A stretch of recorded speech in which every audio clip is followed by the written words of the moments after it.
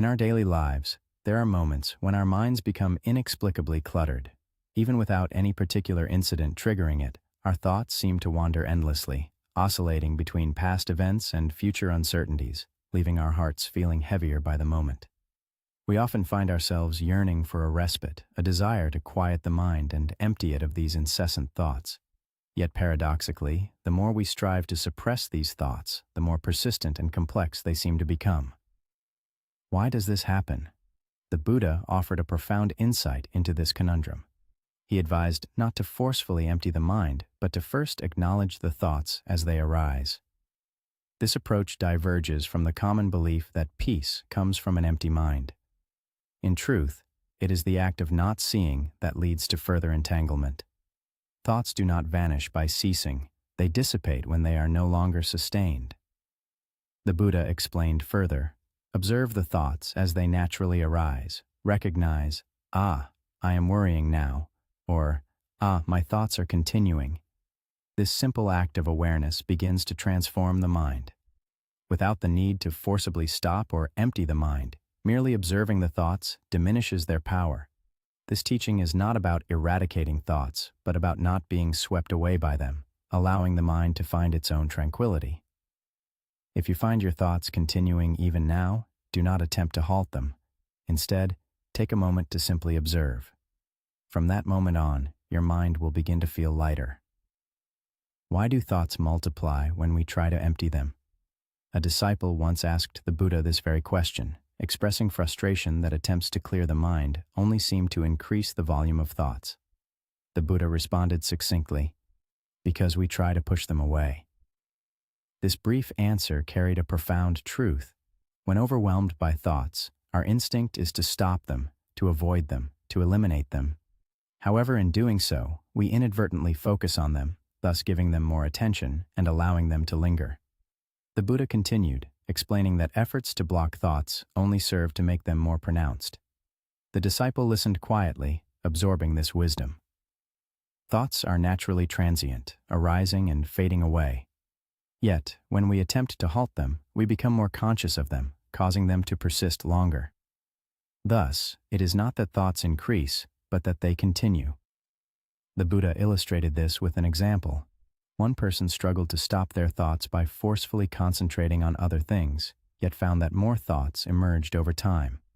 Another person did not try to stop their thoughts, but simply observed them as they arose, saying, thoughts are continuing. In doing so, the thoughts did not persist. The Buddha taught that thoughts do not disappear by being eliminated, but by not being continued. The disciple's breath grew calmer as the burden of needing to erase thoughts began to lift. The Buddha concluded, advising to observe rather than to empty. That alone is sufficient. Where do thoughts originate? The disciple asked quietly. The Buddha replied that thoughts begin the moment we grasp onto them. This concise answer was not easily dismissed. Thoughts do not start as lengthy chains. They begin as a fleeting memory, a passing feeling, or a momentary anxiety. This is the inception. The Buddha elaborated that the problem arises when we start to follow these thoughts, creating a flow. Questions like, why did that happen, or what will happen next, lead one thought to branch into many. The disciple listened silently as the Buddha explained that thoughts do not multiply but continue. The Buddha used another example. One person began with a simple worry, but by holding on to it and letting it continue, it grew into many concerns. Another person noticed the worry as it began, acknowledged it, and did not let it continue, allowing it to dissipate quickly. The Buddha emphasized that seeing the start of a thought is where it ends. Missing it allows it to continue. The disciples' breath became lighter as they realized it was not the abundance of thoughts that was burdensome, but their continuation. The Buddha's final words were to see the beginning, and it will end. If missed, it continues. The disciple sat in silence, contemplating these teachings, ready to apply them in practice, understanding now that it is not about forcibly stopping thoughts, but about not letting them carry on. As the disciple sat quietly, a newfound sense of clarity began to emerge within him. The teachings of the Buddha resonated deeply, and he felt a gradual shift in his understanding. The Buddha had instructed him to observe the beginning, the very inception of thought, and to recognize what precedes it. The disciple, curious and eager to learn, asked gently, "Buddha, how can I perceive the start of a thought?" The Buddha paused, allowing the question to settle in the air before responding. "Observe what comes before the thought," he said. These words, though simple, carried profound wisdom. Thoughts seem to arise suddenly, but they are often preceded by subtle movements within us, an emotion, a mood, a slight discomfort. These are the precursors to thought. The Buddha elaborated further, explaining that these initial feelings, if unnoticed, swiftly evolve into thoughts. For instance, when a moment of discomfort arises, it is the seed of thought. If this discomfort goes unobserved, it quickly transforms into a series of thoughts. Why do I feel this way? Is something wrong? What will happen next? This is how the flow of thoughts begins. To illustrate, the Buddha shared an example. One person might feel a sudden unease and miss this initial feeling, leading to a cascade of thoughts and growing anxiety. Another person, however, might notice the discomfort and acknowledge it. "Ah, I feel a bit uneasy." By recognizing it, the chain of thoughts does not extend further. The disciple listened intently as the Buddha continued.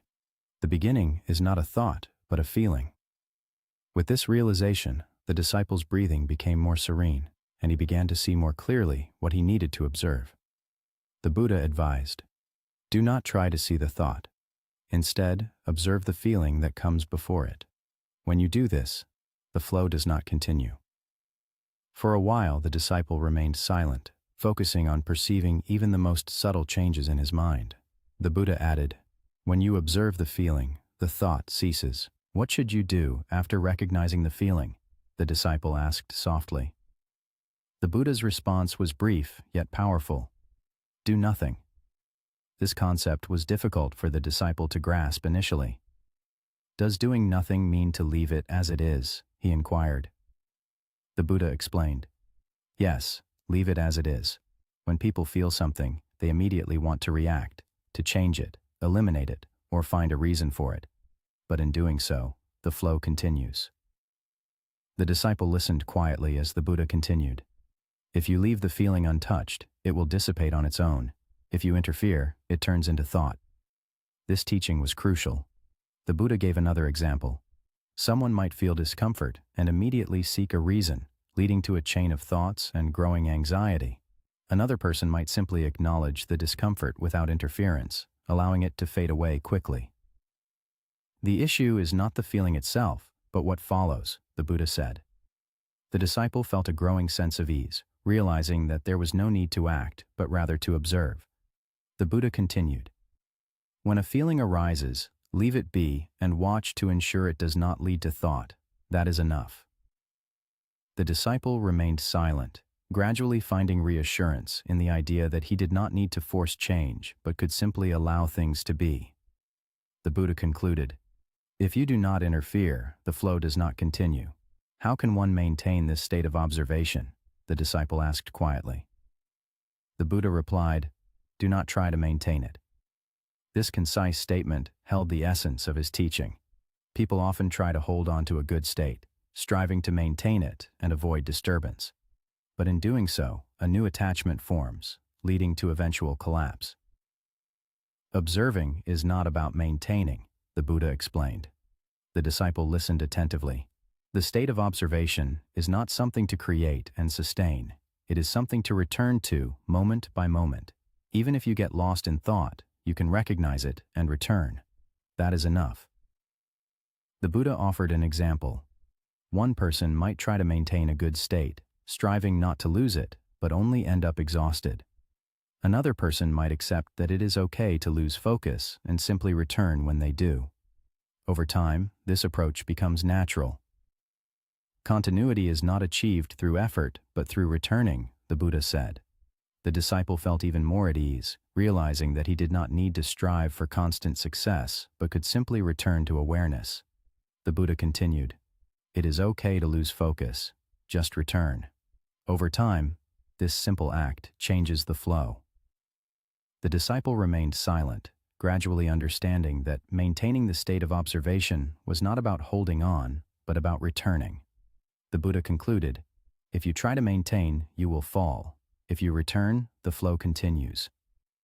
Finally, the disciple asked, Buddha, if I live with this awareness, how will my worries and concerns change? The Buddha replied, they do not disappear, but become lighter. This brief statement carried a clear meaning. People often think they must eliminate worries and concerns, which only adds to their distress. But worries are not something to be eradicated. When they are not clung to, they lose their power. The Buddha continued, the same thought, if held on to, feels heavy. If allowed to pass, it feels light. The disciple listened quietly, reflecting on how worries used to persist until they were fully explored. The mind can often feel burdened by the weight of persistent thoughts and worries. It's easy to get caught in a loop of concern, wondering what might happen if things don't go as planned. Yet the Buddha taught that once we begin to recognize these patterns, their grip on us starts to loosen. When a worry surfaces, it can pass more swiftly if we don't hold on to it. The Buddha illustrated this with a simple example. One person might dwell on a minor worry all day, allowing it to weigh heavily on their heart. This happens because they continue to engage with the thought, letting it spiral. Another person, however, notices the emergence of worry and acknowledges it without further engagement. As a result, the worry loses its power and fades away. The Buddha explained that it's not the abundance of worries that troubles us, but rather our tendency to prolong them. This realization offers a sense of relief, as the burden of needing to eliminate worries transforms into the ability to let them flow through us. The Buddha continued, explaining that thoughts will naturally arise, but they need not linger. When we cease trying to empty our minds by force, a natural ease emerges. The disciple sat in silence, absorbing this wisdom.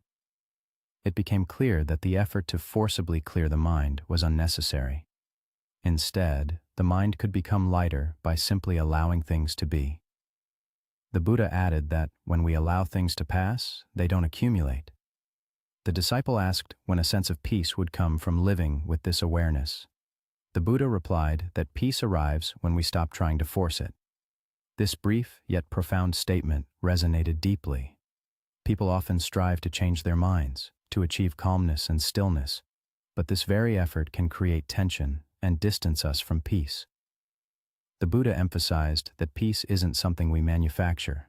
It reveals itself when we stop obstructing it.